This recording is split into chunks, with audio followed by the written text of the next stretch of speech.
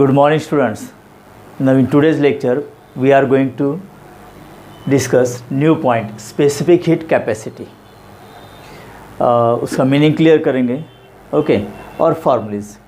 देखिए specific heat capacity इसका meaning क्या होता है. Definition specific heat capacity is defined as the quantity of heat या फिर अमाउंट ऑफ हीट एब्जॉर्ब और रिलीज्ड फॉर राइज और fall of temperature of unit mass of substance through 1 degree Celsius और 1 kelvin. Okay मतलब ये amount of heat या फिर quantity of heat absorb और रिलीज्ड. एब्जॉर्ब और रिलीज्ड, रिलीज का मतलब क्या होता है given out. Okay for rise और fall of temperature of unit mass of substance through 1 degree Celsius. देखिए जब हीट एब्जॉर्ब होगी तब टेम्परेचर राइज होगा, जब हीट रिलीज होगी तब फॉल इन टेम्परेचर होगा. ओके तो of unit mass of substance through 1 degree Celsius और 1 केल्विन. अब देखिए 1 डिग्री सेल्सियस और 1 केल्विन मतलब दोनों का डिफरेंस सेम ही है ना, बिकॉज सेल्सियस स्केल के अंदर टोटल डिविजन्स 100 है और केल्विन स्केल के अंदर भी टोटल डिविजन्स 100 है. मतलब 1 डिग्री सेल्सियस का जो टेम्परेचर डिफरेंस है वही टेम्परेचर डिफरेंस 1 केल्विन का भी होता है स्टूडेंट. तो किसी ऑब्जेक्ट का अगर उसका मास यूनिट मास है मतलब 1 किलोग्राम फॉर एग्जांपल, उसका टेम्परेचर 1 डिग्री सेल्सियस या फिर 1 केल्विन से हमें इंक्रीज़ करना है, तो उसने जितनी भी हीट एब्जॉर्व की that is known as specific heat capacity. देखिए heat absorb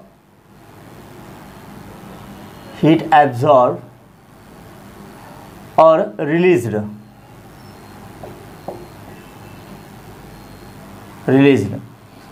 is directly proportional to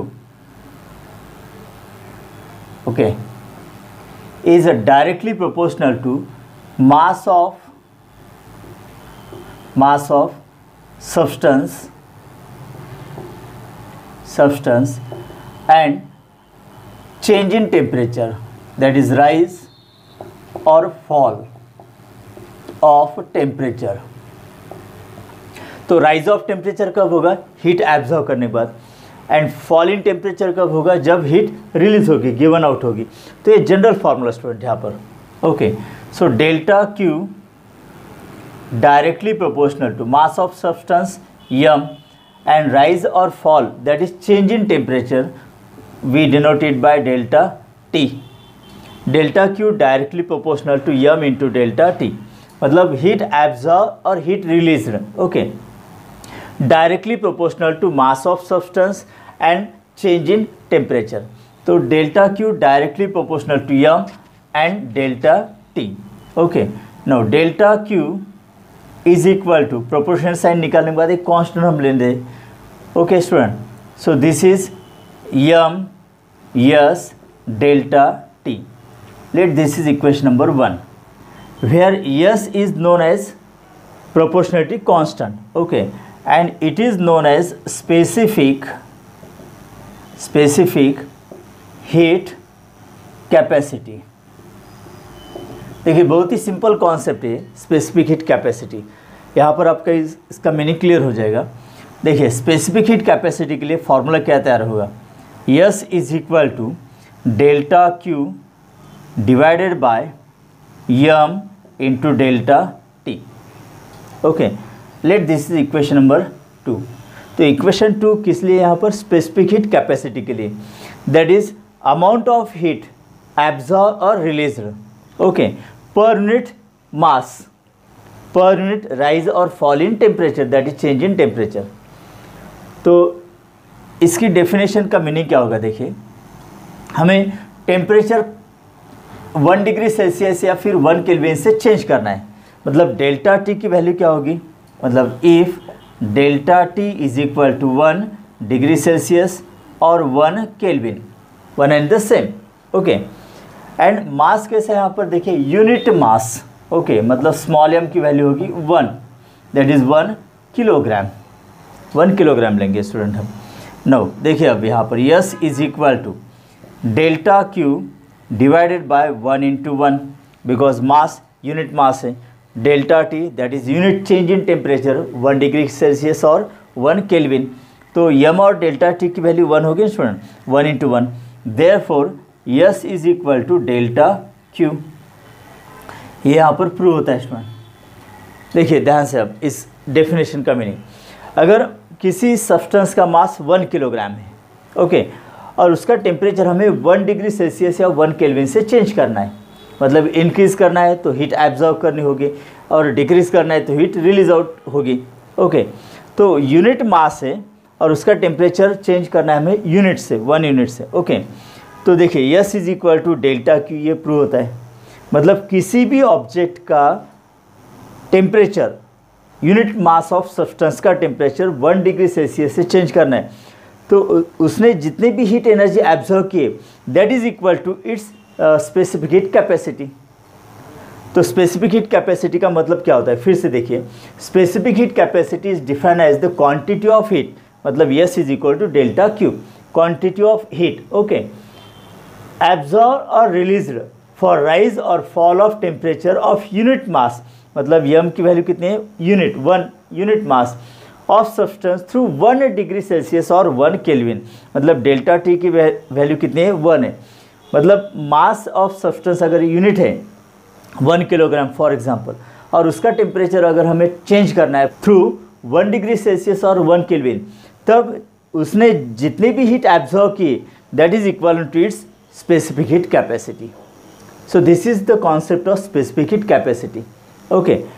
तो देखिए यहाँ पर इसका यूनिट क्या होगा, SI unit is, now see this formula, S is equal to delta Q by M delta T, okay। तो delta Q मतलब SI unit of energy, heat energy joule per, okay, mass kilogram kelvin, delta T temperature kelvin, joule पर kilogram kelvin, या फिर इसको ऐसे भी लिखेंगे हम, जूल पर kilogram degree Celsius, because kelvin और डिग्री सेल्सियस डिफरेंस सेम रहता है स्टूडेंट, ओके। तो SI unit of specific heat capacity is joule पर किलोग्राम केल्विन और जूल पर kilogram degree Celsius, okay. Now CGS unit is, CGS unit क्या होगा student, joule है तो यहाँ पर क्या होगा, अर्ग पर ग्राम डिग्री सेल्सियस और erg per gram kelvin, okay. This is the CGS unit. देखिए स्टूडेंट्स, यहाँ पर एक टेबल है जिसके अंदर specific heat capacity of different solids and liquids वहाँ पर गिवन है, कांस्टेंट वैल्यूज़, ओके। जैसे देखिए स्टील के लिए कितनी वैल्यू है, 120 जूल पर किलोग्राम केल्विन, मतलब स्टील बॉडी का टेम्परेचर, 1 किलोग्राम स्टील बॉडी का टेम्परेचर 1 डिग्री सेल्सियस या फॉर 1 केल्विन से हमें इंक्रीज़ करना है, तो हमें कितनी हीट एनर्जी उसको प्रोवाइड करनी होगी, 120 जूल, ये इसका मीनिंग है। उसी तरह से देखिए कॉपर के लिए कितनी लगती है, 448 जूल पर किलोग्राम केल्विन, मतलब 1 किलोग्राम कॉपर का स्फीयर है मान लेते हैं, और उसका टेम्परेचर हमें 1 केल्विन से इंक्रीज़ करना है, तो हमें कितनी हीट एनर्जी उसको प्रोवाइड करनी होगी, 448 जूल, राइट स्टूडेंट, समझ में आ रहा है ना आपको। जैसे देखिए और एक एग्जांपल है यहाँ पर, पैराफिन ऑयल। देखिए पैराफिन ऑयल के लिए स्पेसिफिक हीट कैपेसिटी कितनी है यहाँ पर, 2130 जूल पर किलोग्राम केल्विन, और वाटर के लिए कितनी है, देखिए वाटर के लिए कितने हैं, टेबल के अंदर देखिए आप, 4186 जूल पर किलोग्राम केल्विन, राइट। इसका मीनिंग क्या होता है कि 1 किलोग्राम पैराफिन ऑयल का टेम्परेचर 1 डिग्री केल्विन या 1 डिग्री सेल्सियस या 1 केल्विन से इंक्रीज़ करना है, तो हमें उसके लिए 2130 जूल हीट एनर्जी प्रोवाइड करनी होगी। उसी तरह से देखिए 1 किलोग्राम वाटर है और उसका टेम्परेचर 1 केल्विन से इंक्रीज़ करना है, तो वाटर ने कितनी हीट एनर्जी एब्जॉर्ब करनी चाहिए, 4186 जूल स्टूडेंट, ये इसका मीनिंग है स्पेसिफिक हीट कैपेसिटी। और ये वैल्यूज़ सॉलिड और लिक्विड के लिए कांस्टेंट होती है, मतलब solids and liquid has only one specific heat capacity. Okay, तो ये यहाँ पर कुछ एग्जांपल्स सॉलिड्स और लिक्विड्स के। नो अब देखिए यहाँ पर इसका मीनिंग क्या होता है कि सपोज हम 2 कंटेनर्स यहाँ पर कंसिडर करते हैं। एक वेसल में है 1 किलोग्राम पैराफिन ऑयल। ओके, इसके अंदर पैराफिन ऑयल है, और दूसरे कंटेनर में 1 किलोग्राम वाटर है। ओके, तो यहाँ पर वाटर है 1 किलोग्राम, और यहाँ पर पैराफिन ऑयल है, पैराफिन ऑयल। ओके, दोनों का मास कितना है student? 1 kg, 1 kg। No for same time duration, अगर हम दोनों को same amount of heat energy provide करते हैं स्टूडेंट, सेम हीट एनर्जी इसको प्रोवाइड करते हैं स्टूडेंट। जैसे यहाँ पर राउंडेड फिगर हम मान लेते हैं यहाँ पर 4200। ओके, और यहाँ पर हम मान लेते हैं 2100। 4200 जूल पर किलोग्राम केल्विन। कहीं पर आपको न्यूमेरिकल्स है एमसीक्यू के अंदर वाटर की स्पेसिफिक हीट कैपेसिटी इतनी दी होती है, 4200 जूल पर किलोग्राम केल्विन। ओके, तो राउंडेड फिगर है यहाँ पर 4200, और इसको हम मान लेते हैं 2100 जूल पर kilogram kelvin. Suppose paraffin oil और वाटर दोनों के लिए हमने 4200 जूल इतनी एनर्जी प्रोवाइड की है। Okay, in the same time duration के अंदर वाटर और पैराफिन ऑयल दोनों को हमने 4200 हीट एनर्जी प्रोवाइड की। तो 1 किलोग्राम वाटर ने 4200 जूल इतनी एनर्जी एब्जॉर्ब करने के बाद इसका टेम्परेचर 1 डिग्री सेल्सियस से इंक्रीज़ होगा स्टूडेंट, 1 डिग्री सेल्सियस से इंक्रीज़ होगा। ओके, और उतनी ही 4200 जूल हीट एनर्जी अगर हम पैराफिन ऑयल को देते हैं तो इसका टेम्परेचर कितना इंक्रीज़ होगा, 1 डिग्री सेल्सियस से या फिर डिफरेंट। देखिए, पैराफिन ऑयल का टेम्परेचर 1 केल्विन से या फिर 1 डिग्री सेल्सियस से इंक्रीज़ करना है, तो उसके लिए हीट एनर्जी कितनी लगने वाली है? 2100। ओके, हमने यहाँ पर उसका डबल हीट एनर्जी प्रोवाइड किया ना, मतलब इसका टेम्परेचर 1 डिग्री सेल्सियस से नहीं, इसका टेम्परेचर 2 डिग्री सेल्सियस से इंक्रीज़ होगा स्टूडेंट। ओके, मतलब सेम अमाउंट ऑफ हीट 4200 जिस एनर्जी के साथ वाटर का टेम्परेचर 1 डिग्री सेल्सियस से इंक्रीज़ होगा स्टूडेंट, मतलब अगर इसका टेम्परेचर वाटर का 1 किलोग्राम वाटर का टेम्परेचर 1 डिग्री सेल्सियस से इंक्रीज़ होता है तो इसने कितनी हीट एनर्जी एब्जॉर्ब की होगी? 4200। ओके, और उतनी टाइम ड्यूरेशन में पैराफिन ऑयल को भी 4200 जूल हीट एनर्जी मिली होगी। लेकिन पैराफिन ऑयल का टेम्परेचर अगर 1 डिग्री सेल्सियस से इंक्रीज़ करना है तो हमें हीट एनर्जी चाहिए 2100। लेकिन यहाँ पर कितनी हीट एनर्जी पैराफिन ऑयल को मिलती है? 4200। मतलब इसका टेम्परेचर कितना बढ़ना है? 2 डिग्री सेल्सियस से बढ़ना है इसका टेम्परेचर। मतलब अगर हम same amount 1 kilogram water 1 kilogram paraffin oil same time duration के अंदर सेम हीट एनर्जी अगर प्रोवाइड करते हैं तो इन दोनों का टेम्परेचर डिफरेंट इंक्रीज़ होता है। जहाँ वाटर का टेम्परेचर 1 डिग्री सेल्सियस से इंक्रीज़ होता है, वही पैराफिन ऑयल का टेम्परेचर 2 डिग्री सेल्सियस से इंक्रीज़ होता है। इसका मतलब substance wise 1 degree Celsius temperature अगर इंक्रीज़ करना है तो amount of heat energy absorb is also different. So specific heat capacity is the characteristics of that substance. इसलिए टेबल के अंदर हमने डिफरेंट एग्जांपल्स देखे थे, जिसमें स्टील के लिए कितनी हीट एनर्जी लगने वाली थी? 120। ओके, मतलब स्टील बॉडी का टेम्परेचर 1 डिग्री सेल्सियस से इंक्रीज़ करना है, 1 किलोग्राम स्टील बॉडी का, तो वहाँ पर 120 जूल इतनी लगने वाली। लेकिन वाटर का टेम्परेचर 1 किलोग्राम वाटर का टेम्परेचर 1 डिग्री सेल्सियस से इंक्रीज़ करना है तो वहाँ पर हीट एनर्जी कितनी लगेगी? 4200 जूल स्टूडेंट। तो यहाँ पर different substances possess different specific heat capacity. तो स्पेसिफिक हीट कैपेसिटी का मीनिंग आपको क्लियर हो रहा है क्या? द अमाउंट ऑफ हीट, देखिए, the quantity of heat absorb और रिलीज्ड फॉर राइज और fall of temperature of unit mass of that substance through 1 degree Celsius और 1 डिग्री केल्विन। ओके, अब देखिए यहाँ पर वाटर का 1 किलोग्राम वाटर का टेम्परेचर अगर हमें 1 डिग्री सेल्सियस से कम करना है तो वहाँ पर कितनी हीट एनर्जी रिलीज होगी? 4200 जूल। ओके, तो ये दोनों के लिए सेम है। हीट एनर्जी इज एब्जॉर्ब तो वहाँ पर टेम्परेचर इंक्रीज होगा, हीट एनर्जी अगर रिलीज होती है तो टेम्परेचर फॉल होगा। ओके, तो अमाउंट ऑफ सब्सटेंस देखिए यहाँ पर भी प्रूव है ना कि m is equal to 1, m is equal to 1 मतलब यूनिट मास। ओके, और change in temperature 1 degree Celsius मतलब m और डेल्टा टी की वैल्यू 1 1 हो गई, तो इसका मतलब s is equal delta Q. 1 kilogram मतलब यूनिट मास ऑफ सब्सटेंस का टेम्परेचर 1 डिग्री सेल्सियस और 1 केल्विन से चेंज करना है, तो उसके लिए जितनी भी हीट एनर्जी एब्जॉर्ब और रिलीज हुई है that is nothing but it's specific heat capacity. Okay student, तो इससे देखिए स्टूडेंट एक इक्वेशन हमें जनरल मिलता है that is known as heat equation. Heat equation मतलब यही इक्वेशन, इक्वेशन नंबर 1। देखिए heat absorb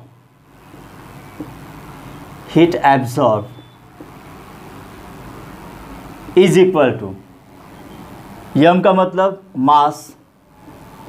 okay, S specific heat capacity, specific heat capacity ESP ऐसा लिखेंगे हम shortly, specific heat capacity into delta T. अगर हीट एब्जॉर्ब होती है student तो टेम्परेचर राइज होगा, तो यहाँ पर लिखेंगे हम rise in temperature, rise in temperature. Okay, heat absorb अगर Q है यहाँ पर is equal to M specific heat capacity S and rise in temperature delta T.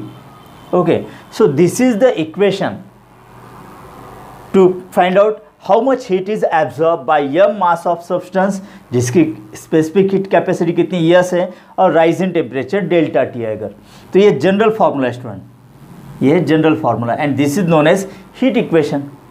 देखिए हमारे पास अगर 2 किलोग्राम वाटर है, एग्जाम्पल लेते हैं यहाँ पर। ओके, 2 किलोग्राम वाटर है, 2 किलोग्राम वाटर है, अगर उसका टेम्परेचर हमें 10 डिग्री सेल्सियस से इंक्रीज करना है, 2 किलोग्राम वाटर और उसका टेम्परेचर 10 डिग्री सेल्सियस से इंक्रीज करना है, तो कितनी हीट एनर्जी एब्जॉर्ब होगी अगर ये निकालना है तो ये फार्मूला यूज़ कर सकते हैं ना हम। मतलब यहाँ पर Q की वैल्यू हमें निकालनी है स्टूडेंट। देखिए Q is equal to mass कितना है यहाँ पर 2 किलोग्राम, स्पेसिफिक हीट कैपेसिटी कितनी होती है वाटर के लिए, देखिए यहाँ पर लिखिए राउंड फिगर 4200 जूल। ओके, और डेल्टा टी मतलब चेंज इन टेम्परेचर कितना है यहाँ पर 10 इंटू 10 करेंगे हम। Okay, so this is equal to, देखिए यहाँ पर इसका डबल कितना होगा 84 और ये 2 जीरोज़ और ये सिंगल मतलब 3 जीरोज़ आएंगे यहाँ पर। इसका मतलब कितना होगा फिर 84,000 जूल हीट एनर्जी उतनी वाटर को प्रोवाइड करनी होगी अगर उसका टेम्परेचर 10 डिग्री सेल्सियस से इंक्रीज़ करना है, लेकिन मास कितना है यहाँ पर 2 किलोग्राम। तो ये जनरल फार्मूला है ना, इस तरह से हम हीट एनर्जी सब्सटेंस ने कितनी एब्जॉर्ब की होगी okay to change the temperature. तो ये एग्जांपल यहाँ पर अगर मान लेते कि 2 किलोग्राम वाटर है, उसका टेम्परेचर 10 डिग्री सेल्सियस से हमें डिक्रीज़ करना है स्टूडेंट। सपोज 30 डिग्री सेल्सियस का वाटर है, 2 किलोग्राम वाटर जिसका टेम्परेचर कितना है 30 डिग्री सेल्सियस, और टेम्परेचर करना है हमें 20 डिग्री सेल्सियस, मतलब 10 डिग्री सेल्सियस टेम्परेचर हमें फॉल डाउन करना है, तब वहाँ से कितनी हीट एनर्जी रिलीज़ होगी। तो सेम अमाउंट 84,000, बिकॉज देखिए यही फार्मूला हम हीट रिलीज़ के लिए भी यूज़ कर सकते हैं। देखिए heat released is equal to mass of substance into specific heat capacity into, अब अगर हीट रिलीज होती है तो टेम्परेचर फॉल होगा, तो डेल्टा टी का मतलब क्या होगा fall in temperature, fall in temperature. देखिए हीट एब्जॉर्ब के लिए यही फार्मूला है, हीट रिलीज के लिए भी यही फार्मूला है। हीट एब्जॉर्ब अगर निकालें तो यहाँ पर डेल्टा टी का मतलब rise in temperature, heat release है मतलब यहाँ पर डेल्टा टी का मतलब क्या होगा फॉल इन टेम्परेचर। बाकी इक्वेशन सेम है स्टूडेंट, हीट एब्जॉर्ब और हीट रिलीज निकालने के लिए Q is equal to M S delta T. लेकिन ये इक्वेशन कब यूज़ करना है स्टूडेंट, जब स्टेट ऑफ मैटर सेम है, मतलब state of matter is same, remains same, तब ये इक्वेशन यूज़ करना है स्टूडेंट। मतलब देखिए लिक्विड है, वाटर है, 10 डिग्री सेल्सियस और 20 डिग्री सेल्सियस का वाटर है, मतलब स्टेट ऑफ मैटर चेंज नहीं हुआ ना। मतलब अगर सॉलिड स्टेट ऑफ मैटर है, सॉलिड का टेम्परेचर इंक्रीज डिक्रीज करना है, okay, state of matter does not change, तब ये फॉर्मूला यूज़ करना है। अगर लिक्विड है, मान लेते हैं कि 10 डिग्री सेल्सियस का वाटर है, उसका टेम्परेचर हमें करना है 30 डिग्री सेल्सियस, तो स्टेट ऑफ मैटर लिक्विड है ना, लिक्विड है, वाटर लिक्विड, ओके, तो वहाँ पर ये फॉर्मूला हमें यूज़ करना है स्टूडेंट, ओके। तो स्टेट ऑफ मैटर जब तक सेम रहता है तब तक ये फॉर्मूला यूज़ करना है, हीट कितनी एब्जॉर्ब हुई है और हीट कितनी रिलीज होगी, राइट स्टूडेंट। चलिए स्टूडेंट, और एक यहाँ पर जैसे हमने हीट इक्वेशन देखा है, रिलेटेड कॉन्सेप्ट से ये और एक यहाँ पर एक कॉन्सेप्ट है हीट कैपेसिटी,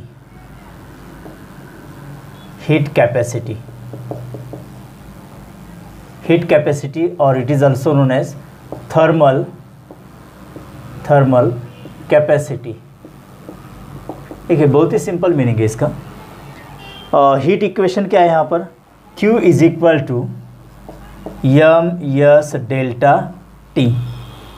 नो, अगर यहाँ पर डेल्टा टी हमें सिर्फ 1 डिग्री सेल्सियस और 1 केल्विन से ही चेंज करना है, ओके, मतलब टेम्परेचर चेंज है यहाँ पर, यूनिट टेम्परेचर चेंज करना है, okay.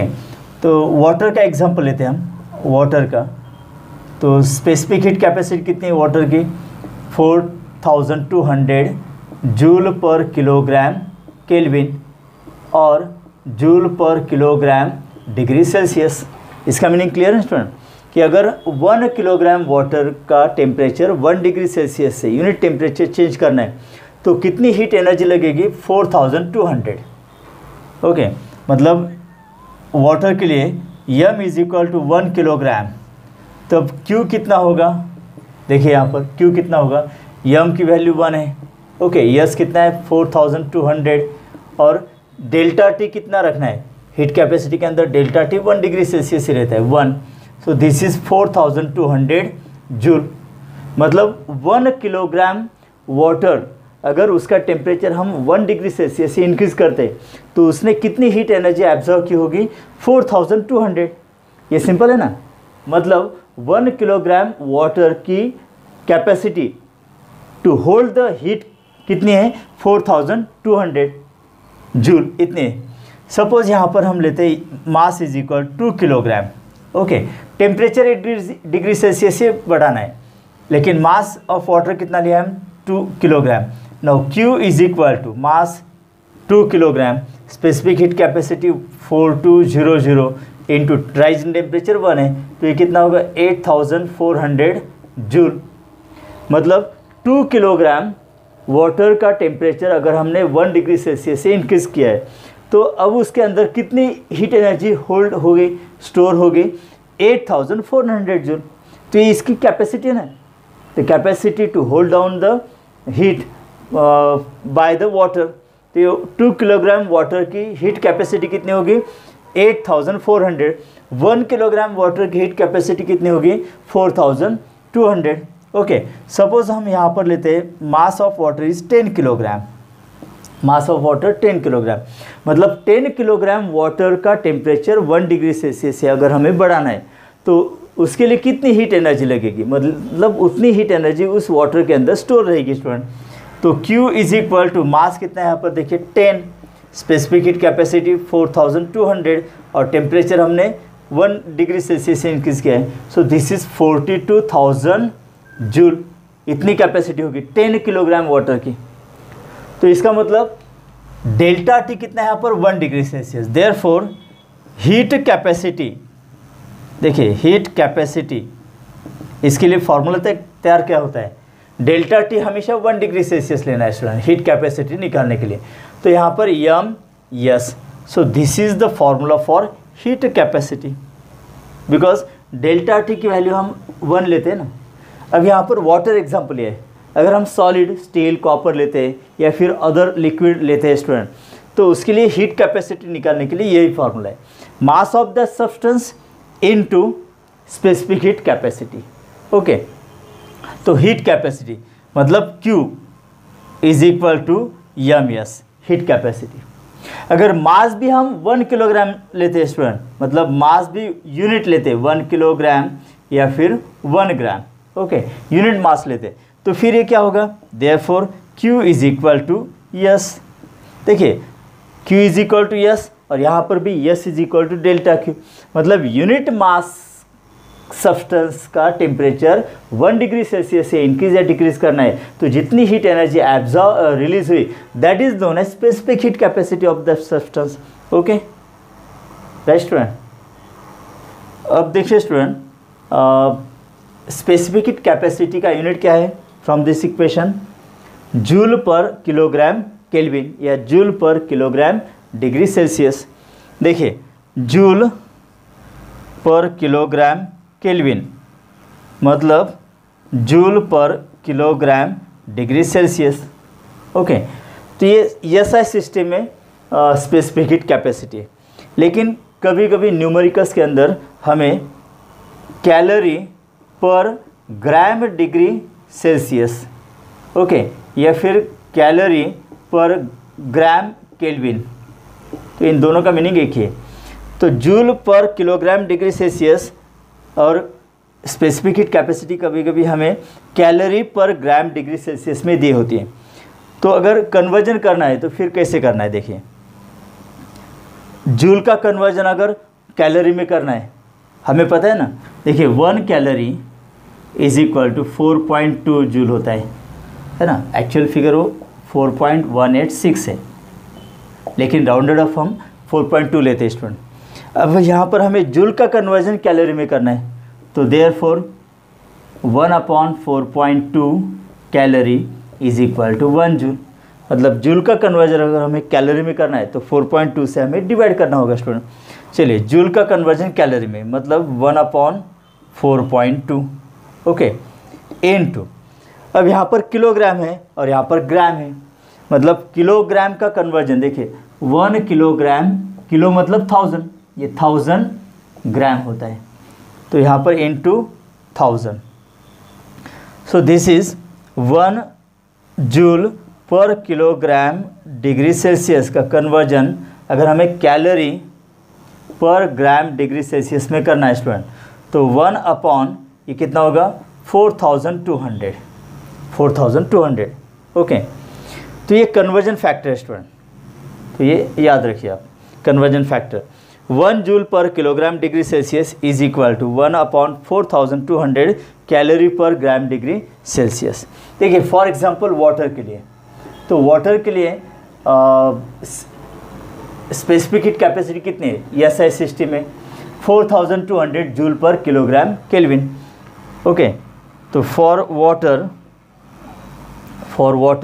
Okay, S is equal to 4200 joule पर किलोग्राम केल्विन या डिग्री सेल्सियस सेम होता है।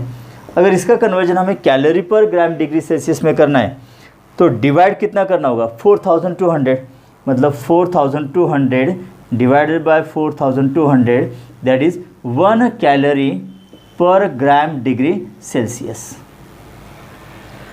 तो एसआई सिस्टम में वाटर का specific heat capacity student 4200 joule पर किलोग्राम डिग्री सेल्सियस, लेकिन कैलोरी पर ग्राम डिग्री सेल्सियस के अंदर अगर उसको एक्सप्रेस करना है तो specific heat capacity of water कितनी होती है 1 कैलोरी पर ग्राम डिग्री सेल्सियस, ये सीजीएस वैल्यू उसकी 1 कैलोरी पर ग्राम डिग्री सेल्सियस, और ये सबसे ज़्यादा वैल्यू होती है, ये सबसे ज़्यादा वैल्यू होती है। बाकी लिक्विड्स और सॉलिड्स के लिए कैलोरी पर ग्राम डिग्री सेल्सियस में स्पेसिफिक हीट कैपेसिटी की वैल्यू क्या होगी, लेस देन 1 होती है। देखिए स्टेबल के अंदर भी देखिए सबसे ज़्यादा वैल्यू 4186 मतलब 4200 जूल पर किलोग्राम केल्विन, किसके लिए, वाटर के लिए, और बाकी सब्सटेंस के लिए देखिए 4200 से कम ही है ना। इसलिए अगर वाटर का स्पेसिफिक हीट कैपेसिटी कैलोरी पर ग्राम डिग्री सेल्सियस में 1 है तो इसका मतलब बाकी सॉलिड्स और लिक्विड्स के लिए स्पेसिफिक हीट कैपेसिटी वैल्यू 1 से कम ही रहेगी ना स्टूडेंट, कैलोरी पर ग्राम डिग्री सेल्सियस के लिए, right. Now students, specific heat capacity of gas. देखिए अभी तक हमने एक टेबल देखा था, उसके अंदर एग्जांपल्स किसके थे, सॉलिड्स एंड लिक्विड्स के। ओके, तो solids and liquids has only one specific heat capacity and which is constant. तो वहाँ पर एक ही प्रकार का स्पेसिफिक हीट कैपेसिटी होती है सॉलिड्स एंड लिक्विड्स के अंदर। ओके, लेकिन specific heat capacity of gases के अंदर दो तरह के स्पेसिफिक हीट कैपेसिटी होती है। एक specific heat capacity of gas at constant pressure and second specific heat capacity of gas at constant volume. तो ऐसे दो तरह के स्पेसिफिक हीट कैपेसिटी होती है गैसेस के लिए। ऐसा क्यों होता है? देखिए, सॉलिड्स और लिक्विड के अंदर अगर हम 1 डिग्री सेल्सियस से टेम्परेचर इंक्रीज या डिक्रीज करते तो उनकी साइज़ या वॉल्यूम या प्रेशर में कोई चेंज नहीं होता है, निग्लिजिबल चेंज होता है। ओके, देखिए अगर ये मार्कर पेन है तो विंटर में टेम्परेचर 10 डिग्री सेल्सियस तक कम हो जाता है और समर में 40 प्लस भी हो जाता है, लेकिन during summer and winter pane की साइज चेंज होती है क्या? साइज चेंज नहीं होती है, वॉल्यूम उसका चेंज नहीं होता है। मतलब 30 डिग्री सेल्सियस का भी अगर वेरिएशन इसके अंदर हो जाता है, 10 डिग्री सेल्सियस और समर के अंदर 40 डिग्री सेल्सियस टेम्परेचर अगर पेन का हो जाता है, मतलब 30 डिग्री सेल्सियस का टेम्परेचर वेरिएशन होने के बाद भी इस पेन की साइज चेंज होती है क्या? नहीं। हाँ, वॉल्यूम निग्लिजिबल चेंज होता है, लेकिन दैट इज़ नॉट नोटिसेबल, हमें वो दिखाई नहीं देता है। लेकिन ऐसा गैसेस के अंदर नहीं होता है। गैस का टेम्परेचर अगर हमने 1 डिग्री सेल्सियस से इंक्रीज या डिक्रीज करते तो उसका प्रेशर और वॉल्यूम ट्रिमेंडस चेंज हो जाता है। वहाँ पर बहुत ही ज़्यादा चेंज होता है प्रेशर और वॉल्यूम के अंदर। सॉलिड्स और लिक्विड के अंदर ये इतना चेंज नहीं होता है स्टूडेंट। ओके, लेकिन गैसेस के अंदर अगर हम उसका टेम्परेचर 1 डिग्री सेल्सियस से भी कम या ज़्यादा करते तो there is tremendous change in volume and pressure. तो इसलिए हमें क्या करना होता है कि अगर गैस का टेम्परेचर 1 डिग्री सेल्सियस से इंक्रीज करते एट कांस्टेंट वॉल्यूम, ओके, तो वहाँ पर हीट एनर्जी अलग लगेगी, और temperature of gas 1 degree Celsius हमें इंक्रीज करना है एट कांस्टेंट प्रेशर, तो वहाँ पर हीट एनर्जी अलग लगती है। तो इसलिए gases possess 2 types of specific heat capacity, that is at constant pressure and at constant volume। देखिए, मतलब this type of specific heat capacity is known as principal. Okay, तो यहाँ पर नंबर 1 क्या होगा? देखिए, number 1 principal specific heat capacity of gas at constant volume, okay, and it is denoted by yes V suffix, V for volume। तो ये first type है student, specific capacity, that is principal specific heat capacity of gas at constant volume, और symbol है इसका yes we. देखिए यहाँ पर symbol specific heat capacity का क्या होता है? यस होता है। तो गैस के लिए हम एट कांस्टेंट वॉल्यूम क्या लिखेंगे? S V. अब इसका मीनिंग क्या होता है? देखिए, स्पेसिफिक हीट कैपेसिटी की डेफिनेशन वर्डिंग सेम है एग्जैक्टली लाइक दिस।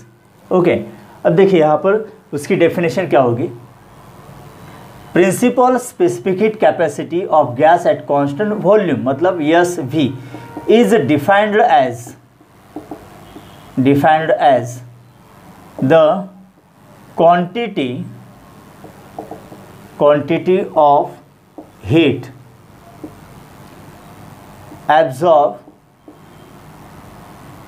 और रिलीज्ड।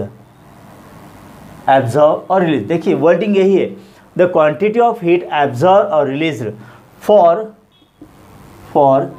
राइज और फॉल ऑफ टेम्परेचर ऑफ, अब यहाँ पर यूनिट मास ऑफ सब्सटेंस है, ऑफ यूनिट मास ऑफ, अब सब्सटेंस के जगह पर क्या आएगा? गैस आएगा। Unit mass of gas through 1 degree Celsius और 1 kelvin when volume is kept constant, when volume is kept constant, मतलब वहाँ पर प्रेशर चेंज हो सकता है ना। तो ये definition student, principal specific heat capacity of gas at constant volume, ESV symbol. तो ESV मतलब क्या है, principal specific heat capacity of gas at constant volume is defined as the quantity of heat absorb और released for rise और fall of temperature of unit mass of gas through 1 degree Celsius और 1 kelvin when volume is kept constant. Okay, और second है यहाँ पर principal specific heat capacity of gas at constant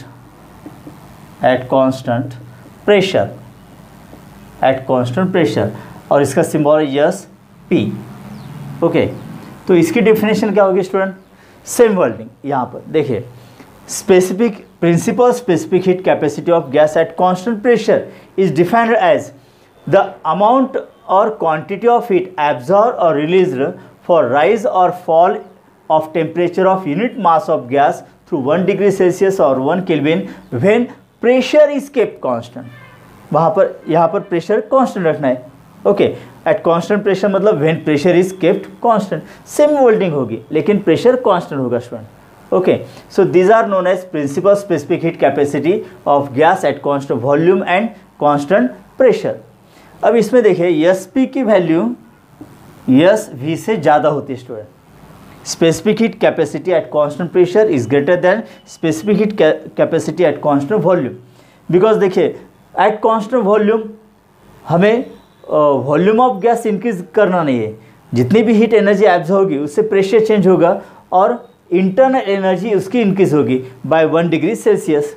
लेकिन जब constant pressure हम रखते हैं स्टूडेंट तो वहाँ पर वॉल्यूम चेंज हो सकता है ना, अगर वॉल्यूम चेंज होता है गैस का तो वहाँ पर वर्क डन होगा, तो एडिशनल हीट एनर्जी एब्जॉर्ब करनी होगी फॉर द वर्क डन। तो इसलिए यहाँ पर हीट एनर्जी ज़्यादा एब्जॉर्ब करनी होती है at constant pressure, and at constant volume heat energy कम एब्जॉर्ब होती है, इसलिए SP is greater than ESV। तो specific heat capacity at constant pressure has greater value than specific heat capacity at constant volume. देखिए ESP greater than ESV, इससे related और formulae ये हम काइनेटिक थ्योरी ऑफ गैसेस में देखने वाले student. Okay, तो वहाँ पर डिटेल ये आर्टिकल आपको होगा। राइट नाउ आप इतना याद रखिए कि SP is greater than ESV।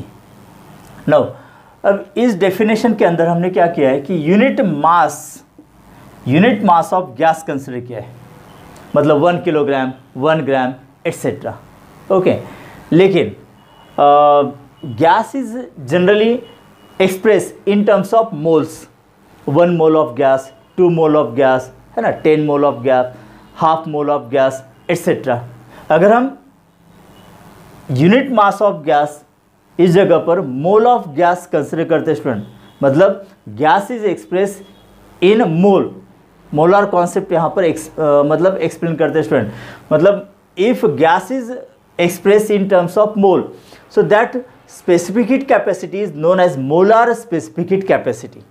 देखिए नेक्स्ट पॉइंट यहाँ पर, molar specific heat capacity of gas at constant volume. तो इसका सिंबल है स्टूडेंट CV। देखिए मतलब mass of gas if it is replaced by mole of gas, okay, 1 mole, 2 mole of gas, so that is known as molar specific heat capacity। और यहाँ पर ये first type है, molar specific heat capacity of gas at constant volume, symbol CV। मतलब इसकी definition क्या होगी, wording यही होगी स्टूडेंट, देखिए वर्डिंग यही होगी, molar specific heat capacity of gas at constant volume is defined as the quantity of heat absorbed or released for rise or fall of temperature of unit mass of gas की जगह पर क्या होगा, 1 mole of gas. देखिए फिर से definition क्या होगी, मतलब यूनिट मास ऑफ गैस के जगह पर 1 मोल ऑफ गैस लिखना है, बस इतना ही चेंज करना है। Molar specific heat capacity of gas at constant volume is defined as the quantity of heat absorb और रिलीज्ड फॉर राइज और fall of temperature of unit mass of gas की जगह पर क्या लिखना है, 1 mole of gas okay through 1 degree Celsius और 1 kelvin when volume is kept constant is known as molar specific heat capacity of gas at constant volume. Okay उसी तरह से सेकंड टाइप कौन सा होगा, molar specific heat capacity of gas at constant pressure, eight constant pressure, और symbol इसका होगा Cp. Okay student, तो डेफिनेशन क्या होगी, वही वर्डिंग देखिए, the quantity of heat absorb और रिलीज्ड फॉर राइज और fall of temperature of 1 mole of gas through 1 degree Celsius और 1 kelvin when pressure is kept constant, that is molar specific heat capacity of gas at constant pressure, that is Cp. और यहाँ पर भी Cp is greater then Cv होता है student, Cp is greater then Cv. Okay, और Cp minus Cv इनका difference होता है R, that is universal gas constant, मतलब 8.314 जूल पर मोल केल्विन, ये इतनी वैल्यू होती है स्टूडेंट इसकी. Okay, so this relation is known as Mayer's relation. अब ये सारी बातें हम काइनेटिक थ्योरी ऑफ गैस के अंदर डिस्कस करने वाले डिटेल में. ओके, तो यहाँ पर सिर्फ डेफिनेशन है student. No, principal specific heat of gas is denoted by SV and SP at constant volume, constant pressure, and molar specific heat capacity is denoted by symbol CV and CP. Okay, दोनों में difference क्या है student, principal के अंदर unit mass of gas consider करना है और molar के अंदर 1 मोल ऑफ गैस कंसिडर करना है हमें. तो फिर molar specific heat capacity and specific heat capacity के अंदर रिलेशन क्या है, देखते हैं यहाँ पर. देखिए कि तो relation between principal specific heat capacity मतलब S and molar specific heat capacity मतलब सी, इन दोनों के बीच रिलेशन हमें ऑब्टेन करना है स्टूडेंट. देखिए इक्वेशन 2 से यस के लिए फॉर्मूला क्या होता है, S is equal to delta Q divided by M delta T. Let this is equation number 1. तो यहाँ पर यूनिट मास है ना स्टूडेंट, तो ये principal specific heat capacity of gas है. Okay, now C is equal to delta Q divided by, अब mass की जगह पर क्या लेना है हमें, नंबर ऑफ मोल. तो number of mole denoted by n, बराबर, n डेल्टा t. तो n is equal to number of mole, और इसका फॉर्मूला क्या होता है student, mass upon molar mass. Okay, and that is also denoted by mu. In some books number of mole is denoted by mu and in some books it is denoted by n और mu का symbol का meaning एक ही है, number of moles. Okay, तो n is equal to that is mu is equal to mass के लिए symbol m और मोलार मास के लिए सिंबल m0. तो m0 का मतलब क्या होता है स्टूडेंट, m0 मतलब क्या होता है, मोलार मास या फिर मॉलिक्यूलर वेट या फिर molar mass, it is also known as molar mass. Okay, तो अब देखते हैं यहाँ पर ये इक्वेशन क्या होगा, इक्वेशन नंबर 2. देखिए C is equal to delta Q divided by n stand for number of mole. तो नंबर ऑफ मोल का फॉर्मूला क्या है, मास अपॉन मोलर मास. तो m डिवाइडेड बाय m0 ना into delta t. Now this can be written as, अब ये m0 ऊपर चला जाएगा, m0 okay delta Q divided by m into delta t. So C is equal to m0. अब delta Q upon m into delta t का मतलब क्या होता है, यस. तो इसको हम यस लिखते हैं student. So this is the relation between molar specific heat capacity and principal specific heat capacity. तो मोलर स्पेसिफिक हीट कैपेसिटी अगर निकालनी है तो हमें गैस के स्पेसिफिक हीट कैपेसिटी को मोलर मास से मल्टीप्लाई करना होगा. ये इक्वेशन है student. So what is C, molar